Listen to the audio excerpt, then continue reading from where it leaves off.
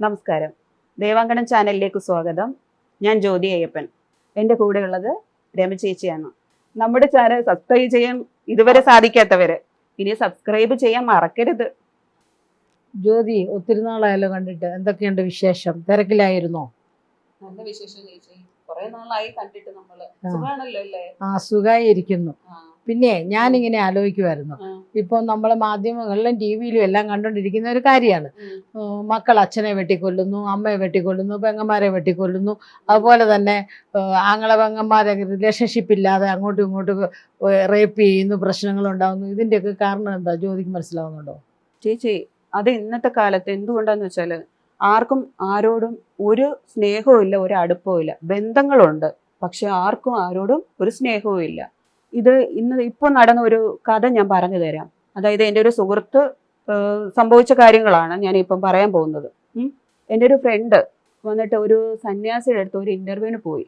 അവർ തമ്മിൽ നടത്തിയ സംഭാഷണമാണ് ഞാനിപ്പോൾ ചേച്ചിയോട് പറയാൻ പോകുന്നത്. അതൊരു നല്ലൊരു സ്റ്റോറിയാണ്. ആ കഥ കേൾക്കുമ്പോൾ ചേച്ചിക്ക് അത് മനസ്സിലാവും എന്തുകൊണ്ടാണ് അടുപ്പവും സ്നേഹവും ഒക്കെ എങ്ങനെ ഉണ്ടാവുന്നതെന്നും ഒക്കെ നമുക്കത് മനസ്സിലാക്കാൻ പറ്റും. എൻ്റെ സുഹൃത്ത് ഈ സന്യാസിയോട് ചോദ്യങ്ങൾ ആരംഭിച്ചു. സർ, ഈയിടെ ഒരു പ്രഭാഷണത്തിൽ താങ്കൾ ബന്ധത്തെപ്പറ്റിയും അടുപ്പത്തെപ്പറ്റിയും സംസാരിക്കുകയുണ്ടായി.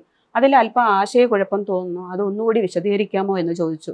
അപ്പോൾ സന്യാസി പുഞ്ചിരിയോടെ കൂട്ടുകാരനോട് ഒരു മറുചോദ്യം ചോദിച്ചു. സന്യാസി ചോദിച്ചു, താങ്കളുടെ വീട്ടിൽ ആരൊക്കെ ഉണ്ടെന്ന്. വ്യക്തിപരമായ ഇത്തരം ചോദ്യങ്ങളിലൂടെ തന്റെ ചോദ്യത്തിന് ഉത്തരം നൽകാതെ ഒഴിഞ്ഞു മാറുകയാണ് സന്യാസി എന്ന് പത്രപ്രവർത്തകന് തോന്നി. എങ്കിലും മറുപടി പറഞ്ഞു. അമ്മ മരിച്ചുപോയി. അച്ഛന് 3 സഹോദരന്മാരും 1 സഹോദരിയുമുണ്ട്. സഹോദരങ്ങൾ വിവാഹിതരാണ്. സന്യാസി വീണ്ടും ചോദിച്ചു, താങ്കളുടെ അച്ഛനുമായി താങ്കൾ സംസാരിക്കാറുണ്ടോ? പത്രപ്രവർത്തകൻ അസ്വസ്ഥനാകുന്നത് കണ്ടിട്ട് സന്യാസി വീണ്ടും ചോദിച്ചു, അവസാനമായി എന്നാണ് താങ്കൾ അച്ഛനുമായി സംസാരിച്ചത്? തികഞ്ഞ അസ്വസ്ഥതയോടെ പത്രപ്രവർത്തകൻ മറുപടി പറഞ്ഞു, ഏകദേശം 1 മാസം മുമ്പാണ് അച്ഛനോട് സംസാരിച്ചതെന്ന് തോന്നുന്നു. സന്യാസി വീണ്ടും ചോദ്യം ചോദിച്ചു, താങ്കൾ സഹോദരങ്ങളെ ഇടയ്ക്കിടയ്ക്ക് കാണാറുണ്ടോ? അവസാനമായി എന്നാണ് നിങ്ങളെല്ലാവരും ഒരുമിച്ച് കൂടിയത്? ഈ ചോദ്യം കൂടി കേട്ടതോടെ പത്രപ്രവർത്തകനായ എൻ്റെ സുഹൃത്ത് ആകെ വിവശനായി. അയാളുടെ നെറ്റിയിൽ വിയർപ്പ് തുള്ളികൾ ഉരുണ്ടുകൂടി. സന്യാസിയാണ് പത്രപ്രവർത്തകനെ തിരിച്ച് ഇന്റർവ്യൂ ചെയ്യുന്നതായിട്ട് തോന്നിയത്. കാര്യങ്ങൾ ഒരു ദീർഘനിശ്വാസത്തോടെ പത്രപ്രവർത്തകൻ മറുപടി പറഞ്ഞു. 2 വർഷം മുമ്പുള്ള ക്രിസ്തുമസിനാണ് ഞങ്ങൾ എല്ലാവരും ഒരുമിച്ചത്. സന്യാസി വീണ്ടും ചോദിച്ചു, എത്ര ദിവസങ്ങൾ നിങ്ങൾ എല്ലാവരും കൂടി ഒരുമിച്ച് താമസിച്ചു? നെറ്റിയിലെ വിയർപ്പ് തുടച്ചുകൊണ്ട് പത്രപ്രവർത്തകൻ പറഞ്ഞു, 3 ദിവസം. സന്യാസി, അന്ന് അച്ഛൻ്റെ അരികത്തിരുന്ന് എത്ര നേരം സംസാരിച്ചു?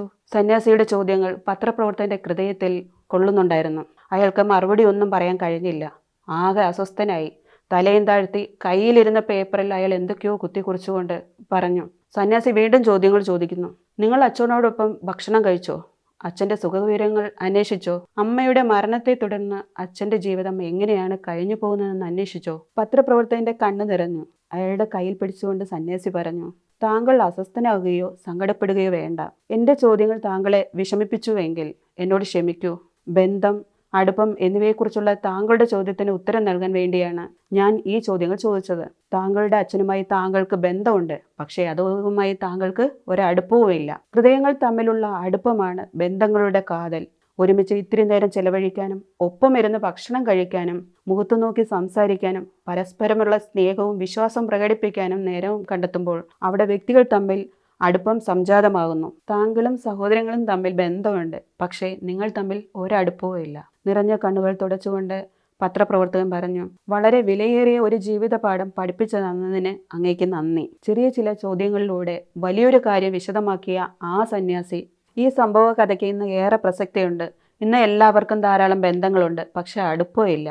പരസ്പരമുള്ള ആശയവിനിമയവും സംസാരവും ഒക്കെ കുറഞ്ഞു. ഓരോ വീടുകളിലും എല്ലാവരും അവരവരുടെ ലോകത്തിൽ കഴിഞ്ഞുകൂടുന്നു. ശരിക്കും പറഞ്ഞ് കുട്ടികളൊക്കെ വരുമ്പോൾ, ഇപ്പം ആൺകുട്ടി ആയിക്കോട്ടെ പെൺകുട്ടി ആയിക്കോട്ടെ, അവർ വന്ന് കുടുംബാംഗങ്ങളുമായിട്ട് അല്ലെങ്കിൽ അമ്മമാരോടൊക്കെ തുറന്ന് സംസാരിക്കാനുള്ള ഒരു അവസ്ഥ ഉണ്ടാവണം. ഉണ്ടെങ്കിൽ അവരുടെ വിശേഷങ്ങൾ പറയാനും അവരുടെ മനസ്സെന്താണെന്ന് അറിയാനും വീട്ടുകാർക്ക് കഴിയും. എങ്കിൽ ഈ ഇപ്പം നടന്നുകൊണ്ടിരിക്കുന്ന ഈ ഇപ്പോൾ പറയുന്നതെന്ന് ഇപ്പോൾ എവിടെ നോക്കിയാലും മയക്കുമരുന്നും മദ്യവും ഇതൊക്കെ തന്നെയാണുള്ളത്. അത് മാത്രമല്ല, കുട്ടികളിൽ തന്നെ അക്രമവാസനകൾ വളരെയധികം ഉയർന്നു കഴിഞ്ഞു. ഇപ്പോൾ അവർക്ക് അമ്മമാരെ കൊല്ലുന്നതിനോ അല്ലെങ്കിൽ സഹോദരങ്ങളെ കൊല്ലുന്നതിനോ ഒന്നും അവർക്ക് ഒരു മനസാക്ഷി ഇല്ലാത്ത ഒരു വിധത്തിലേക്ക് പോയിക്കൊണ്ടിരിക്കുന്ന ഇന്നത്തെ കാലം. പക്ഷേ ഇതൊക്കെ വളരെ കുറയണം. വീടുകളിൽ എല്ലാവരുമായിട്ട് ഒരുമിച്ചിരുന്ന് ഭക്ഷണം കഴിക്കുക, അവർ വിശേഷങ്ങൾ പങ്കുവെക്കുക, ഒരു സന്തോഷത്തോടു കൂടി നിൽക്കുമ്പോൾ ഒരു പക്ഷേ ആ വീട്ടിൽ നിന്ന് കിട്ടുന്ന സ്നേഹം അത് അവർക്ക് വളരെ വലുതാണത്. അത് പുറത്ത് ഈ വീട്ടിൽ ആശയവിനിമയങ്ങളൊന്നുമില്ലാതെ, വീട്ടിലൊരു സഹകരണമില്ലാതെ പുറത്തേക്ക് ഇറങ്ങുമ്പോൾ അവിടെ കാണുന്ന ഈ മദ്യമായിക്കോട്ടെ, മയക്കുമരുന്നായിക്കോട്ടെ, ഇതൊക്കെ കൂട്ടാനും അത് വാങ്ങി എടുക്കാനും ഒക്കെ ഉള്ള ഒരു മനസ്സിനകത്തുള്ള ഒരു വ്യഗ്രത ഈ കുട്ടികൾക്ക് ഇടയിൽ കൂടി വരും. അതില്ലാതാകണമെങ്കിൽ വീട്ടിൽ എല്ലാവരുമായിട്ട് നല്ലൊരു സ്നേഹം വേണം, ബന്ധങ്ങൾ വേണം, ബന്ധങ്ങൾ ഉറയ്ക്കണം. അതുപോലെ സ്നേഹം ഉണ്ടാവണം, പരസ്പര സ്നേഹവും വിശ്വാസവും ഒക്കെ ഉണ്ടെങ്കിൽ മാത്രമേ ഇന്നത്തെ ഈ അക്രമവാസനയിൽ നിന്ന് ഈ ലോകത്തെ രക്ഷിക്കാൻ പറ്റത്തുള്ളൂ. ബന്ധങ്ങൾ വെറും ബന്ധങ്ങളെ മാത്രമായിട്ട് ഒതുങ്ങാതെ അവ ഹൃദയങ്ങൾ തമ്മിലുള്ള അടുപ്പമായി വളർത്തിയെടുക്കാൻ നാം ശ്രമിക്കേണ്ടതുണ്ട്. പരസ്പരം സ്നേഹിച്ചും കരുതൽ നൽകിയും ഒത്തൊരുമിക്കാൻ സമയം കണ്ടെത്തിയും ജീവിച്ചാൽ നമ്മുടെ ജീവിതവും ഈ സമൂഹവും സ്വർഗതുല്യമായി മാറും. വാക്കുകളാണ് ബന്ധങ്ങളെ വളർത്തുന്നതും തളർത്തുന്നതും. വീണ്ടും വിചാരമില്ലാതെ അടുത്തെറിയുന്ന വാക്കുകൾക്ക് മൂർച്ച കൂടുതലാണ്. അത്താഴത്തിൽ വന്ന് പതിക്കുന്നത് പലപ്പോഴും നമ്മളെ ഇഷ്ടപ്പെടുന്ന ഹൃദയങ്ങളിലേക്കായിരിക്കും. ചില ബന്ധങ്ങൾ നമുക്ക് അനുഗ്രഹവും മറ്റു ചില ബന്ധങ്ങൾ നമുക്ക് പാഠവും നൽകുന്നു. തെറ്റാണെന്ന് തോന്നുന്നതിൽ ചിലത് ശരിയും ചിലത് തെറ്റുമാണ്. ചില തെറ്റുകൾ നമ്മളെ വൈകി മാത്രം അറിയുന്നുണ്ട്. എന്തെന്നാൽ മനുഷ്യന് ലഭിച്ച ഏറ്റവും വലിയ ശാപം വൈകി മാത്രം ഉദിക്കുന്ന തിരിച്ചറിവുകളാണ്.